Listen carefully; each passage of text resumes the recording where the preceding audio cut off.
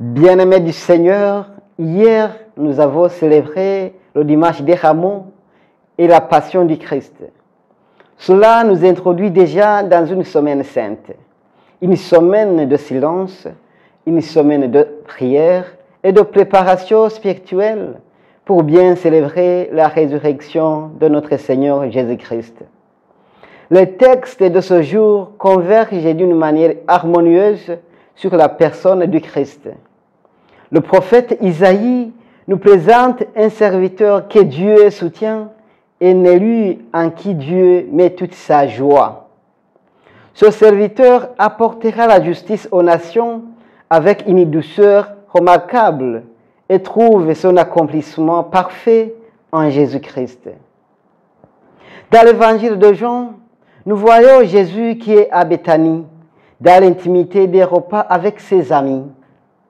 Durant ce repas, Marie accomplit un geste extraordinaire, verser un parfum précieux sur les pieds de Jésus.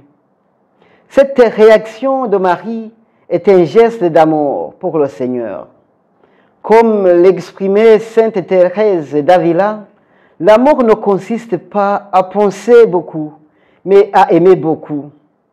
Et aussi ajoute Saint Thomas d'Aquin, l'amour est plus fort que la mort, plus fort même que la peur de la mort. En clair, Marie a aimé beaucoup et son geste devient une prophétie en action qui anticipe l'ensevelissement prochain du Christ.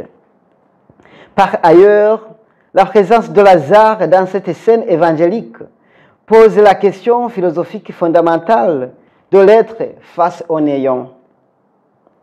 Ressuscité par Jésus, Lazare incarne ce que Gabriel Marcel appelait l'être contre la mort. Sa présence silencieuse témoigne que l'être véritable participe de l'éternité divine et transcende la finitude. Durant cette Eucharistie, implorons la miséricorde de Dieu afin de reconnaître en Jésus le serviteur, celui qui établit la justice, non par la force, mais par l'amour et le sacrifice. Et à l'image du parfum qui remplit toute la maison, selon les mots de Saint Paul de la Croix, quand un cœur est rempli d'amour divin, il devient un parfum qui embaume tout autour de lui. Puissions-nous laisser la présence du Christ imprégner toute notre vie, afin que nous devenions à notre tour instruments de sa justice et témoins de sa lumière. Amen.